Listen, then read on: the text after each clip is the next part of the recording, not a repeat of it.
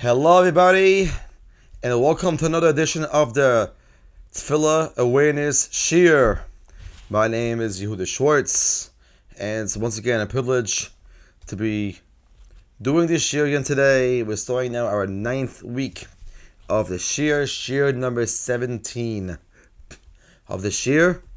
It's amazing how far we have come so far. This shiur began somewhere around Chodesh Shvat, and now we're in Chodesh Iyar. And hopefully, as Hashem, we will continue doing this shiur for a long time. Baruch Hashem, I had this chiyah, this past Schabes to daven by the Tefillah Shul, which is owned by Rabbi Yitzchok from the Do Not Talk and Shul movement. We see him a lot in the FJJ, in the papers that he puts in the middle sections. And Baruch Hashem, it's a very nice shul. Believe it or not, it's a very nice shul. Very nicely done. There's no wasting time. They daven like a mensch. There is no talking whatsoever from beginning to the end. And they go on a very nice clip, Baruch Hashem. Good for them. In addition, I had this chus to meet Rabbi Schneider, who gave an eskama on this Sefer Tefillah with meaning. So we had a nice conversation together, and hopefully we'll be able to do things together in the future weeks and months to come. It's Hashem. Last but not least, a big thank you to, of course, Yitzchok and his crew for putting together that nice show. Dobby Feldman, which hopefully I'll get to reach him, hopefully in the next couple of days. And hope it's Hashem will work together in improving the skills that we have so far, and being able to improve ourselves in how we daven in shul, how to daven a bench, and so on, as we discussed in the past. For today, we are now going into continuing Siman Yud Gimel. We're going to do the last 3 sifim of this Siman Gimel, Dal, and Hey. It's all very short ones this week. One thing I'll tell you, starting as we mentioned next week, we're going to delve into the davening portion, which is going to start with Psikah Zimra, the halachas of Psikah Zimra. And once again, I do want to remind everybody, there's other WhatsApp groups out there that discuss translation, like TEFILASI. Maybe if I'm able to, I'll put the link up on the bottom of the screen, at the bottom of the link at the end of shiur. It's Hashem, so you can look for yourself with the go-to for future reference. Also, I did have trying to partner with other people of starting a kids' shiur, Mitzvah Hashem, down the road. It wouldn't be for this season. Probably, hopefully, the aim is Mitzvah Hashem to start this for the coming school year, Mitzvah Hashem. Hopefully, Mitzvah Hashem, we'll see how it goes. Anyway, so much fun, so much excitement going on. Anyway, let's go. Sif Gimel. Here we go. Ein nichnasin b'hem. Loi v'chamal b'pnei chama, like shamim b'nei shamim. One may not enter a shul or b'smedrish, neither to escape from the heat when it's very hot outside, nor to escape from the rain when it's raining outside. Especially in the summer season, or the spring and summer season actually, when things happen and all of a sudden a big thunderstorm breaks out and you have to run for cover. Or let's say it's very hot, it's sweltery, and you're trying to cover from the heat. So the Shulchan says you're not allowed to go for cover in a shul. That is, one may not enter a shul or study hall for the only purpose of taking shelter from the elements. So it says, by the way, on the bottom, for a couple of things. However, sitting down or saying a few words of Torah does not permit one to enter use the sanctuary as a shelter. This is in contrast to the next cases that we mentioned in this sif, where one needs to call someone out of the sanctuary, since in that case there's no other way around it. However, he can take shelter in another building. One who was studying Torah outdoors and was interrupted by the rain or the heat is so hot, could go inside and continue his learning there, according to the Mishnah Berurah. Continue. one of them must enter to call out his Chava, or if any personal need, let's say, he corners because Sham is a psukim, as a Mishnah, as a Yema is a Tefillah. So you should enter the first read some psukim of the Torah, where it shouldn't appear they enter only for his own needs, or Shalom a Mishnah or halacha according to the Mishnah. Or I should just say a tefillah, where most people say ach tzdikim yishapanecha, something like that, and you can fill the gap on this one. But some actually do that. But believe it or not, a small tefillah is good enough. Or shishma machem ezilimod. Or if he cannot learn any of this himself, he should come listen to some words of learning from another. Or nothing else is possible, you should at least remain there in the shul for a short period of time. That means just sit there literally, who uses the word yisha to remain. On the amount of time that it takes to walk 8 tfachim. That's less than 1 second. And then only after we've done one of these things, you can call out his friend. Alright? As the pasuk says, by the way, praiseworthy is those who dwell in your house. And also, if doing one of these things, you can call out his friend. Why? So it shouldn't appear that if the words of Torah are less important, then they need to call out his fellow. Sif Dalet. Also, it's also to eat or drink, or sleep or to doze in these sanctuaries. Why? Well, because one who's learning in a study hall becomes thirsty is permitted to drink. But there's one thing you should know is the one who's learning in a shul but smash and becomes thirsty is permitted to drink this, so he shouldn't interrupt his learning Torah. Some say, by the way, regarding dozing off, some authorities do permit dozing in a study hall. But okay, and last thing is, it says, by the way, in the B'Knesses, it's similarly forbidden to engage in any personal activities, even though according to the Mishnah. But when it comes to Tzarech Mitzvah, go for example, when it's Yom Kippur night, a lot of people do sleep in shul the whole night Yom Kippur. Always done in the olden days, and some do even today. And according to this, some see below later on, which says that some have the custom to remain in shul and Yom Kippur the whole night. Actually, continue. He can sleep over there. He should stay far away from the Aron Kodesh. Also, he can eat there for a tzarech mitzvah. Okay. Also, meal does not involve any drunkenness or kalas rosh, levity, meaning light shul, making crazy jokes and stuff. Mutter is permitted. Like those other people, who learn there constantly. It's permitted to eat and sleep there. Even regular sleep.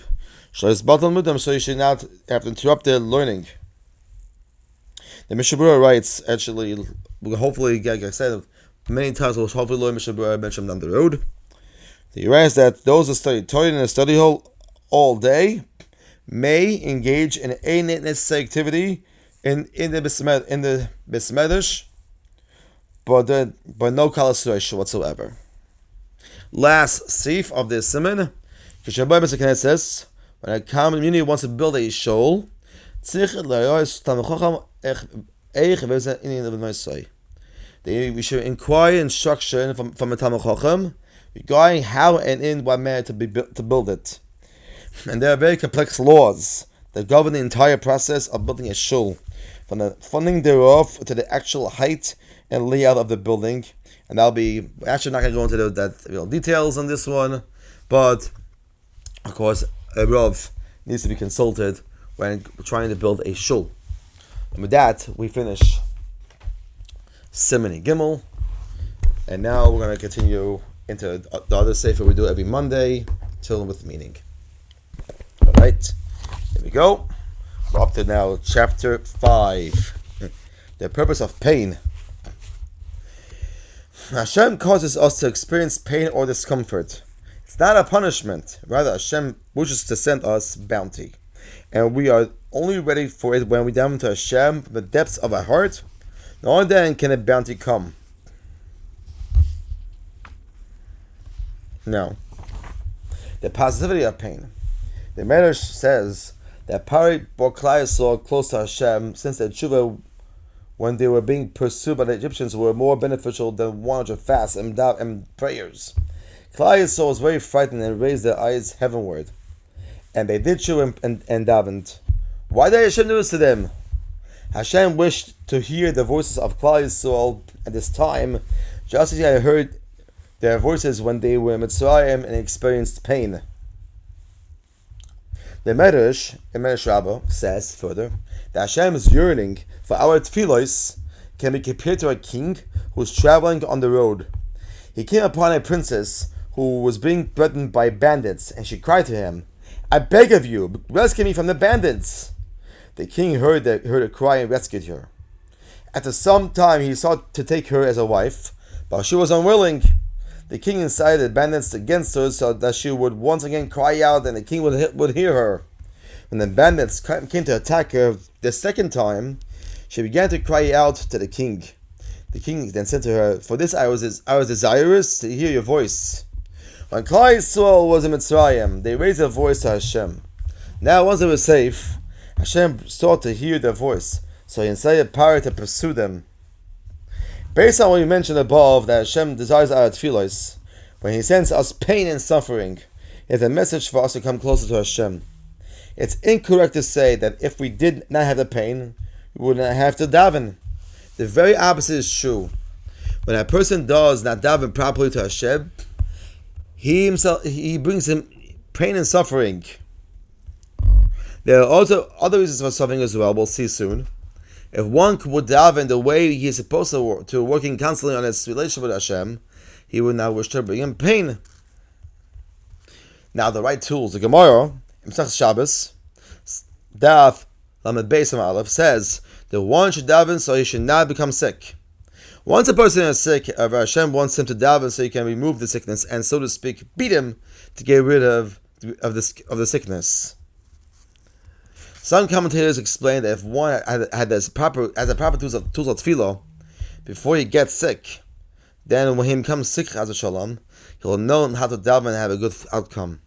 If one does not daven before he gets sick, then when he does get sick, shalom, he will not have the right tools to daven, and the only thing that can help him is chosim.